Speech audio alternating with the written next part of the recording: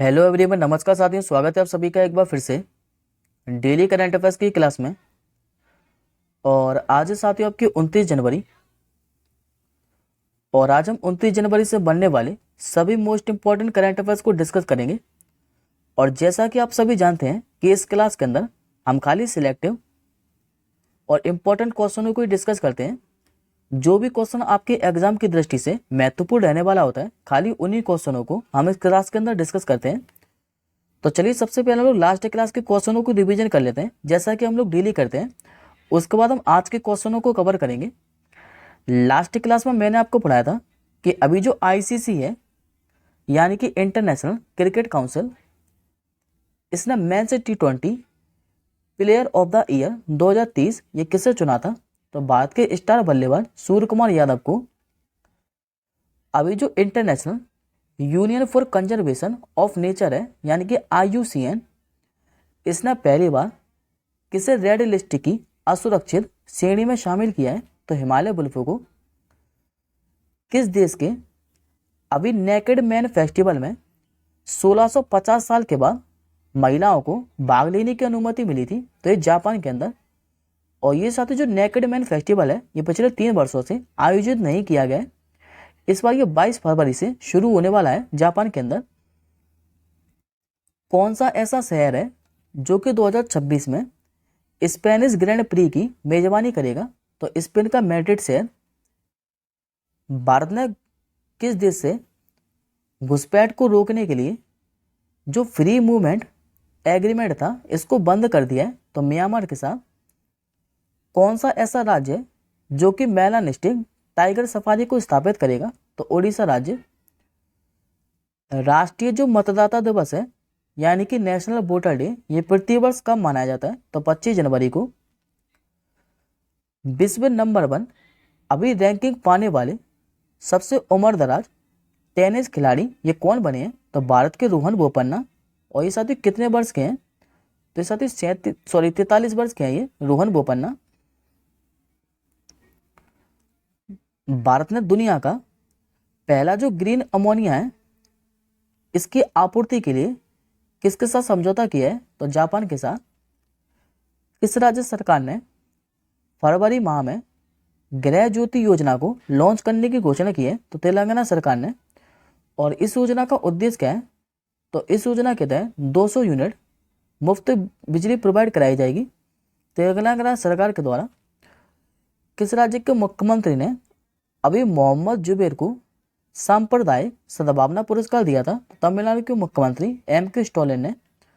और last question मैंने आपको पढ़ाया था कि किस राज्य के मुख्यमंत्री ने जल्लीकट्टू अखाड़े का उद्घाटन किया था? तो ये भी किया था आपके तमिलनाडु के मुख्यमंत्री M.K. स्टालिन ने ही। अब आज का पहला प्रश्न देखिए। अभी साथी जो पद्म पुरस्कार है 2024, इनकी घोषणा कर दी गई है। आपको ये बताना है कि इस बार कितने लोगों को पद्म पुरस्कार देने की घोषणा की गई है। तो इस बार दिया जाएगा साथी टोटल 132 लोगों को। तो आंसर हो जाएगा आपका ऑप्शन नंबर सी। अब एक बार हम लोग आगे डिस्कस कर लेते हैं कि कितने व्यक्ति को पद्म विभूषण, कितने लोगों को पद्म भूषण या फिर कितने लोगों को पद्मश्री पुरस्कार दिया गया है। तो सबसे पहले मैं आपको साथियों बता दूं कि भारत का जो सर्वोच्च नागरिक सम्मान है, यह आपका भारत रत्न, जो कि जन नायक कर्पूरी ठाकुर को दिया गया है। और ये बिहार के 2 बार तो मुख्यमंत्री, जबकि 1 बार डिप्टी मुख्यमंत्री रह चुके हैं। और ये जो कर्पूरी ठाकुर है, इनको इस बार जो भारत रत्न है, ये मरणोपरांत दिया गया है। बात करते हैं भारत के दूसरे सर्वोच्च नागरिक सम्मान के बारे में, जो कि पद्म विभूषण। इस बार दिया गया ये 5 लोगों को। तीसरा पद्म भूषण, जो कि दिया गया है इस बार 17 लोगों को। और चौथा है आपका पद्मश्री, जो कि इस बार 110 लोगों को दिया गया है। लेकिन आपको सारे के सारे नाम याद नहीं रखने हैं, खाली आपको जो पद्म विभूषण पुरस्कार है, ये 5 व्यक्ति के नाम याद रखने हैं। सबसे पहले मैं आपको बता दूं कि इस बार जो पद्म पुरस्कार है, इन विजेताओं में 30 तो महिलाएं शामिल हैं, 8 लोग विदेशी प्रवासी भारतीय हैं, जबकि ऐसे 9 लोग हैं जिनको पद्म पुरस्कार मरणोपरांत दिया गया है। सबसे पहले हम लोग बात करेंगे पद्म विभूषण पुरस्कार के बारे में, जो कि 5 लोगों को दिया गया है। और इन 5 लोगों में से एक ही ऐसे व्यक्ति हैं जिनको ये मरणोपरांत दिया है, जिनका नाम है बिंदेश्वर पाठक। ये एक सामाजिक कार्यकर्ता हैं और इनका संबंध बिहार राज्य से है। दूसरे इसमें एम वेंकैया नायडू, जो कि भारत के पूर्व उपराष्ट्रपति रह चुके हैं, इनका संबंध है आंध्र प्रदेश से। और तीसरे इसमें एक अभिनेता शामिल है जिनका नाम है चिरंजीवी। इनका जो संबंध है ये भी आंध्र प्रदेश से है। इनको कला के क्षेत्र में दिया है। इसमें इस बार 2 महिलाओं को भी दिया है। एक तो इसमें साथी बैजंती माला, जिनका संबंध है भरतनाट्यम नृत्य से और कला के क्षेत्र में दिया गया इनको, जो कि तमिलनाडु राज्य से बिलोंग करती हैं। दूसरी इसमें महिला है पद्मा सुब्रमण्यम। इनका जो संबंध है ये भी भरतनाट्यम नृत्य से है और इनके कला के क्षेत्र में दिया गया है, जो कि तमिलनाडु राज्य से बिलोंग करती हैं। अब बात करते हैं पद्म भूषण पुरस्कार के बारे में। तो आपको पद्म भूषण पुरस्कार में खाली 3 ही नाम याद रखने हैं और ये याद रखिएगा जरूर कि इस बार कितने लोगों को दिया है। तो 17 लोगों को। एक तो आपको नाम याद रखना है एम फातिमा बीबी का, जो कि भारत का जो सर्वोच्च न्यायालय है इसकी पहली महिला ये न्यायाधीश रह चुकी हैं। इनको सार्वजनिक मामलों में दिया है। दूसरे व्यक्ति का नाम है हारमुज सजी एन कामा। इनको साहित्य एवं शिक्षा के क्षेत्र में दिया है, जिनका संबंध पत्रकारिता से है। और तीसरे व्यक्ति इसमें ताइवान के, जिनका नाम है यंग लियू। इनको व्यापार एवं उद्योग के क्षेत्र में दिया है। पद्मश्री पुरस्कार में खाली आपको एक ही व्यक्ति का नाम याद रखना है और ये जरूर याद रखिएगा कि कितने लोगों को दिया है। तो 110 लोगों को। और सबसे महत्वपूर्ण नाम है साथियों ये, जो कि देश की पहली महिला महावत है। इनका क्या नाम है? तो पार्वती बरुआ। इनको सामाजिक कार्य श्रेणी में चुना गया है। आपसे ये पूछे कि इनका संबंध किस राज्य से है, तो ये साथियों असम की। अब आज के अगले क्वेश्चन की ओर बढ़ते हैं, जो कि अगला क्वेश्चन भी मोस्ट इंपोर्टेंट ही रहने वाला है। अभी निम्नलिखित में से किसने ऑस्ट्रेलियन ओपन 2024 में पुरुष सिंगल का खिताब जीता है? तो पहले मैं साथियों आपको बता दूं कि एक साल में क्या है कि 4 ग्रैंड स्लैम आयोजित किए जाते हैं और इसका आप लोग क्रोनोलॉजिकल ऑर्डर भी याद रखिएगा कि सबसे पहले आयोजित किया जाता है आपका ऑस्ट्रेलियन ओपन, उसके बाद फ्रेंच ओपन, तीसरे नंबर पर आपका आयोजित किया जाता है विंबलडन ओपन, जबकि सबसे आखिरी में यूएस ओपन आयोजित किया जाता है। और ये भी पूछ लेता है कि जो ऑस्ट्रेलियन ओपन है ये किस कोर्ट पर खेला जाता है। तो साथ ही जो ऑस्ट्रेलियन ओपन और यूएस ओपन है ये तो खेले जाते हैं आपके हार्ड कोर्ट पर। फ्रेंच ओपन खेला जाता है आपका क्ले कोर्ट पर यानी कि लाल मिट्टी पर। और विंबलडन खेला जाता है आपका ग्रास कोर्ट पर यानी कि घास के मैदान पर। सबसे जो नवीनतम ग्रैंड स्लैम है ये आपका ऑस्ट्रेलियन ओपन, जो कि 1905 में शुरू किया गया था। और इस बार ये किसे दिया है? तो ये जीता है साथियों इटली के जानिक सीनर ने। तो आंसर होगा आपका ऑप्शन नंबर है। और ये साथियों जो जानिक सीनर है इन्होंने पहली बार ऑस्ट्रेलियन ओपन 2024 में पुरुष सिंगल का खिताब जीता है। आपसे ये भी पूछ सकता है कि इन्होंने हराया किसको है? तो रूस के डैनियल मेदवेदेव को। अगला क्वेश्चन भी इसी से रिलेटेड है। निम्नलिखित में से किसने अभी ऑस्ट्रेलियन ओपन 2024 में महिला सिंगल का खिताब जीता है? ये जीता है आपके साथ बेलारूस की आरेना सबालेंका के द्वारा। तो आंसर होगा आपका ऑप्शन नंबर है। और ऐसा नहीं है साथियों कि जो आरेना सबालेंका है इन्होंने पहली बार ये खिताब जीता है, इन्होंने दूसरी बार ये ऑस्ट्रेलियन ओपन का खिताब जीता है। आपसे पूछे कि इन्होंने हराया किसको है फाइनल में, तो इन्होंने चीन की जेंग किनवेन को हराकर ऑस्ट्रेलियन ओपन 2024 में महिला सिंगल का खिताब जीता है। और तीसरा क्वेश्चन भी आपको मोस्ट इंपॉर्टेंट भी रहने वाला है, क्योंकि साथ ये भारत के हैं। आपको ये बताना है कि अभी जो ऑस्ट्रेलियन ओपन 2024 है इसमें पुरुष युगल का जो खिताब है ये किसने जीता है? तो भारत के रोहन बोपन्ना और ऑस्ट्रेलिया के मैथ्यू एबडन की जोड़ी ने। तो आंसर होगा आपका ऑप्शन नंबर है। और ये क्वेश्चन आपको मोस्ट इंपॉर्टेंट रहने वाला है। इन्होंने हराया किसको है? तो सिमोन बोलेली और एंड्रिया बापसोरी को। अगले क्वेश्चन की ओर बढ़ते हैं। अभी भारतीय सेना की पहली महिला जो सूबेदार है ये कौन बनी है? तो ये बन चुके साथियों आपकी प्रीति रजक। आंसर होगा आपका ऑप्शन नंबर है। दरअसल साथियों जो प्रीति रजक है ये पहले हवलदार पद पर तैनात थी, लेकिन इनको भी प्रमोट कर इंडियन आर्मी की पहली महिला सूबेदार बना दिया गया। और इनका संबंध किस राज्य से है? तो ये साथियों पृथ्वीराज है, इनका संबंध मध्य प्रदेश से है। और ये भी पूछ सकता है कि इनका संबंध किस खेल से था, तो ये साथियों भारतीय खेल की निशानेबाज है, जिनको भी भारतीय सेना की पहली महिला सूबेदार बना दिया गया।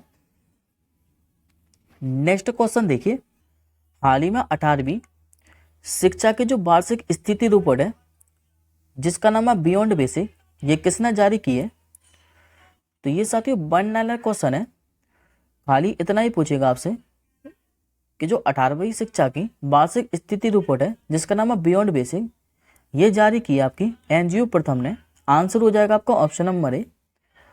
अच्छा, इस रिपोर्ट में कहा क्या गया है? तो ये जो रिपोर्ट है, ये छात्रों के द्वारा की गई गतिविधियों, कौशल एवं जागरूकता पर चर्चा की गई है इस रिपोर्ट के बारे में। नेक्स्ट क्वेश्चन देखिए, हाल ही में वैश्विक आर्थिक संभावना रिपोर्ट ये किसने जारी की है? ये रिपोर्ट जारी की है वर्ल्ड बैंक के द्वारा। करेक्ट आंसर हो जाएगा आपको ऑप्शन नंबर सी। अब इस रिपोर्ट के बारे में आगे डिस्कस कर लेते हैं। तो ये साथी जो रिपोर्ट है, इसमें कहा गया है कि वर्ष 2024 में 2.4% की वृद्धि दर के साथ वैश्विक अर्थव्यवस्था में 3 दशकों में सबसे कम जीडीपी वृद्धि का अनुभव होने का अनुमान है। यानी कि इस रिपोर्ट में स्पष्ट कहा गया है कि ज़्यादा से ज़्यादा जो व्यक्ति हैं ये खर्च ना करें, जबकि ज़्यादा से ज़्यादा निवेश करने की कोशिश करें। बात करें वर्ल्ड बैंक के बारे में, तो स्थापना हुई थी 1944 में। मुख्यालय कहाँ है? तो अमेरिका की राजधानी वॉशिंगटन डीसी में। इसके भी अध्यक्ष बने थे भारतीय मूल के अजय पाल सिंह बंगा। जबकि सदस्य देश कितने हैं? तो 189 इसमें सदस्य देशों की संख्या है। नेक्स्ट क्वेश्चन देखिए, जो थाईपुसम त्योहार है, यह हर साल किस समुदाय के द्वारा मनाया जाता है? तो ये जो फेस्टिवल साथियों, यह हर साल दक्षिण भारत में मनाया जाता है। और किस समुदाय के द्वारा? तो तमिल समुदाय के द्वारा। आंसर हो जाएगा आपको ऑप्शन नंबर सी। देखिए साथियों, जो थाईपुसम त्योहार है, इसे बुराई पर अच्छाई की जीत का प्रतीक भी माना जाता है। और ये जो थाईपुसम उत्सव है, ये भगवान मुरुगन की इसमें पूजा की जाती है। अच्छा, भगवान मुरुगन कौन है? तो भगवान साथियों जो मुरुगन है, भगवान शिव और देवी पार्वती के पुत्र कार्तिकेय हैं। बात करते हैं तमिलनाडु के बारे में, क्योंकि तमिल समुदाय के द्वारा ही मनाया जाता है तमिलनाडु राज्य के अंदर। तमिलनाडु के मुख्यमंत्री हैं एम.के. स्टालिन, राज्यपाल है आर.एन. रवि, राजधानी क्या है? तो चेन्नई। यहाँ पर विधानसभा सीटों की संख्या है 234, लोकसभा सीटों की संख्या है 39, जबकि राज्यसभा सीटों की संख्या कितनी है? तो 18। तमिलनाडु के राष्ट्रीय उद्यान के बारे में बात करें, तो ये आप लोग रिदम में याद रखिएगा। अन्नामलाई, मुद्दुमलाई, गल्फ ऑफ मन्नार, मुकुर्ती और पलानी हिल्स, और एक और है गुंडी राष्ट्रीय उद्यान। ये 6 के 6 जो राष्ट्रीय उद्यान है, ये तमिलनाडु राज्य के अंदर स्थित है। नेक्स्ट क्वेश्चन देखिए, अभी एक साथी पुस्तक है जो कि काफी ज्यादा चर्चा में रही है, और इस पुस्तक का क्या नाम है? तो इस पुस्तक का नाम है the Jannayak Karpoori Thakur, voice of the voices. ये पुस्तक किसके द्वारा लिखित है? तो देखिए साथियों, ये जो पुस्तक है, इसे अभी लॉन्च नहीं किया गया है। इसे 22 मई को लॉन्च किया जाएगा पेंगुइन रैंडम हाउस इंडिया के द्वारा। लेकिन ये जो पुस्तक है, ये संतोष सिंह और आदित्य अनमोल के द्वारा लिखित है। तो आंसर होगा आपका ऑप्शन नंबर डी। और मैं आपको साथियों बता दूं कि ये जो वही कर्पूरी ठाकुर है, जिनको भी मरणोपरांत 2024 के भारत रत्न से सम्मानित किया गया है। नेक्स्ट क्वेश्चन देखिए, अभी किस देश में पहली बार नाइट्रोजन गैस से मौत की सजा दी गई है? तो ये दी गई साथियों अमेरिका के अलाबामा शहर के अंदर। आंसर हो जाएगा आपका ऑप्शन नंबर सी। अच्छा, वो कौन व्यक्ति हैं जिनको मौत की सजा दी गई है नाइट्रोजन गैस से पहली बार? तो इनका नाम है केनेथ स्मिथ। दरअसल साथियों जो केनेथ स्मिथ हैं, इन पर 1988 में एक हत्या का आरोप लगा था, और जिस कारण इनको नाइट्रोजन गैस से मौत की सजा दी गई है। नाइट्रोजन गैस से सजाए मौत का समर्थन करने वाले जो लोग हैं, इनका कहना है कि इससे बिना दर्द हुए जान जाती है। लेकिन यूनाइटेड नेशन और जो दूसरे एक्सपर्ट हैं, इनका मानना है कि नाइट्रोजन गैस से जो इंसान की जान है, ये काफ़ी तड़प तड़प कर जाती है। अगला क्वेश्चन देखिए, अभी किस हवाई अड्डे को उत्कृष्टता पुरस्कार प्रदान किया गया है? ये किया साथियों केरल के तिरुवनंतपुरम हवाई अड्डे को। आंसर हो जाएगा आपका ऑप्शन नंबर सी। देखिए साथियों 27 जनवरी को क्या है कि जो तिरुवनंतपुरम अंतर्राष्ट्रीय हवाई अड्डा है इसको उत्कृष्टता पुरस्कार प्रदान किया गया है। ये पुरस्कार दिया किसने है तो quality circle forum of India के द्वारा।